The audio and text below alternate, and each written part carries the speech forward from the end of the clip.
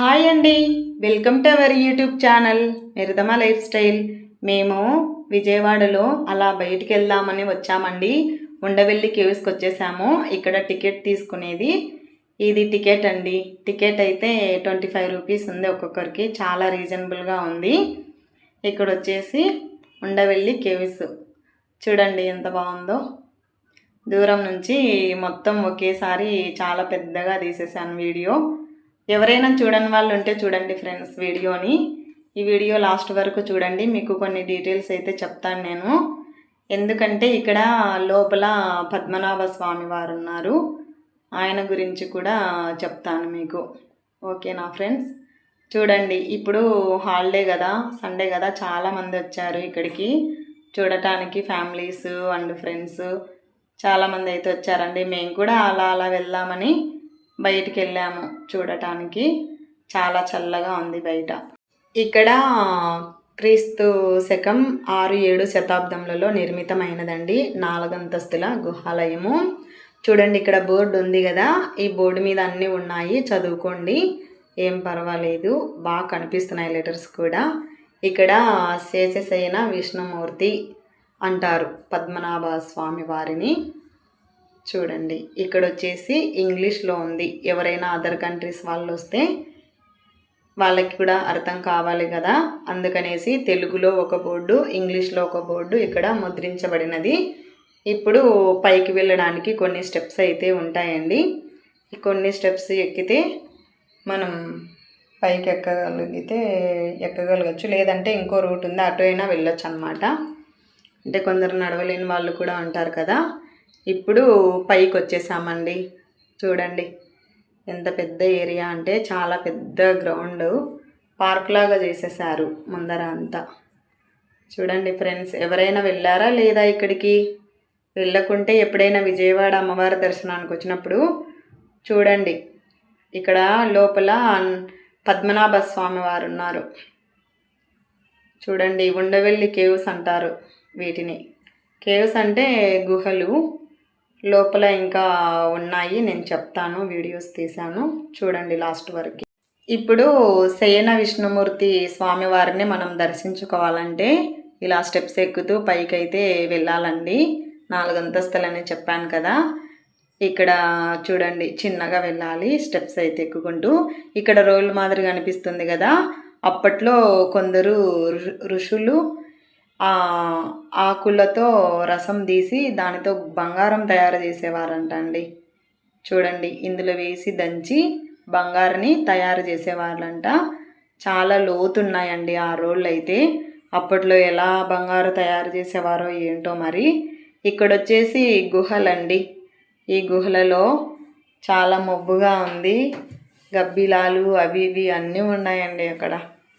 కానీ మనం వెళ్ళినప్పుడు చాలా జాగ్రత్తగా వెళ్ళాలి, చిన్నపిల్లలు అలా తీసుకెళ్ళినప్పుడు మన జాగ్రత్త అయితే మనం పాటించాలి ఫ్రెండ్స్. చూడండి, ఇక్కడ వచ్చేసి ఇంకో గుహ.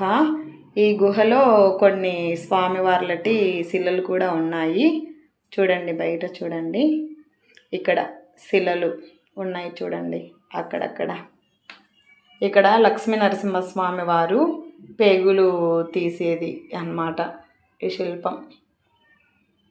చూడండి ఫ్రెండ్స్, పాత పురాణ కాలం శిల్పాలు ఇవి, అందుకనేసి అలా ఉన్నాయి. ఇక్కడ ఏ పెయింటింగ్లు కానీ ఏం లేదు, న్యాచురల్గా ఉందన్నమాట. అప్పట్లో ఎలా ఉందో అలాగే పెట్టేశారు. చూడటానికి కూడా చాలామంది అయితే వస్తున్నారు. ఇప్పుడు పైకి అయితే వచ్చేసామండి. ఇక్కడ కొన్ని విగ్రహాలు ఉన్నాయి. ఇక్కడ ఫొటోస్ తీసుకొని కానీ చూడటానికి కానీ చాలా చాలా బాగున్నాయి. చూడండి ఎలా ఉన్నాయో. అప్పట్లో ఇలా మొలిచేవారేమో అనిపిస్తుంది, చూస్తే మొలిచినవి అవి.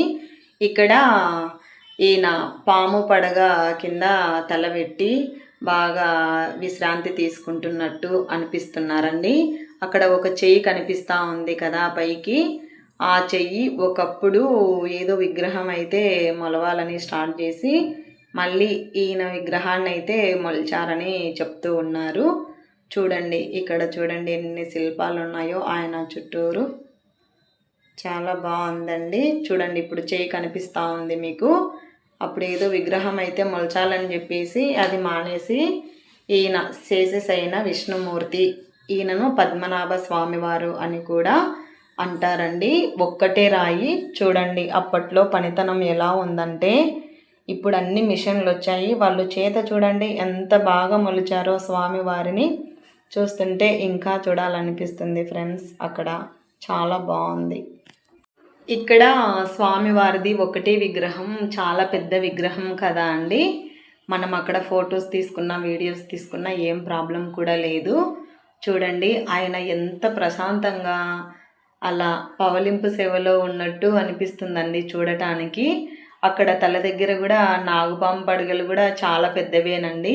ఇక్కడ పాదాలు చూడండి, ఈయన పాదాలు చాలా పెద్దగా ఉంటుంది ఒక్కొక్క పాదం, అంత బాగుంది. ఈ గుహ వచ్చేసి ఎక్కడి నుంచో తెచ్చి రాళ్ళను కట్టినది కాదండి, పిల్లర్స్ ఇలా ఏం ఉండవు. ఇదంతా ఒకటే కొండను ఇలా గుహల మాదిరి మొలిచి ఇలా చేశారంట అండి అప్పట్లో పెద్దవాళ్ళు. చూడండి వాళ్ళ పనితనం ఎలా ఉందో. ఇక్కడ లక్ష్మీ నరసింహస్వామి వారిని కూడా అలానే చేశారంట. కాకపోతే ఇప్పుడు అన్ని మిషన్లు వచ్చాయి, ప్రతి రాయిని మొలిచే మిషను అవి ఇవి అన్నీ వచ్చేసాయి. కానీ అప్పట్లో పూర్వకాలంలో పెద్దవాళ్ళు ఒక్కటే గుహను ఇలాగా చేసేసారు. ఒక్కటే కొండరాయిని అలా గుహలుగా చేసేసి అందులోనే శేషశయన విష్ణుమూర్తి పద్మనాభ స్వామి వారిని కూడా మొలిచారండి. చూడండి ఇక్కడ బయట లొకేషన్ ఎంత బాగుందో. ఇక్కడికి ఎవరైనా రాకోకుంటే అమ్మవారి దర్శనానికి వచ్చినప్పుడు రండి ఫ్రెండ్స్. అక్కడి నుంచి అమ్మవారి గుడి దగ్గర నుంచి ఇక్కడికి 5 కిలోమీటర్ల దూరంలో ఉంటుంది. చూడటానికి చాలా చాలా బాగుంటుంది ఫ్రెండ్స్. ఎప్పుడైనా దర్శనానికి వస్తే రావటానికి ట్రై చెయ్యండి. ఇప్పుడు స్వామివారి దర్శనం కూడా అయిపోయిందండి, బయటకు వచ్చేసాము. ఇక్కడ వచ్చేసి అంతా పార్కులా ఉంటుంది, గ్రీనరీ. మనం ఎప్పుడైనా సండేస్ టైం కానీ హాలిడేస్ టైం కానీ లేదా మన ఇంటికి బంధువులు వచ్చినప్పుడైనా ఇక్కడ వెళ్ళి ప్రశాంతంగా ఫుడ్ కూడా తీసుకొని వెళ్ళి అమ్మవారిని దర్శనం చేసుకొని ఇక్కడ భోజనం కూడా చేసేందుకు అన్ని సౌకర్యాలు ఉన్నాయండి. చూడండి ఎంత బాగుందో. కొండవారమ్మడి ఈ రూటు వేరే రూట్ అనమాట. అంటే నేను వెళ్ళేటప్పుడు ఒక రూట్లో వెళ్ళాను, మళ్ళీ కిందకి దిగేటప్పుడు ఇంకో రూట్లో వెళ్తున్నాను ఫ్రెండ్స్. మీలో ఎవరైనా చూడకోకుంటే అమ్మవారి టెంపుల్కి 5 కిలోమీటర్ల దూరంలో ఉంటుంది. ఈసారి వెళ్తే తప్పకుండా చూడండి ఫ్రెండ్స్.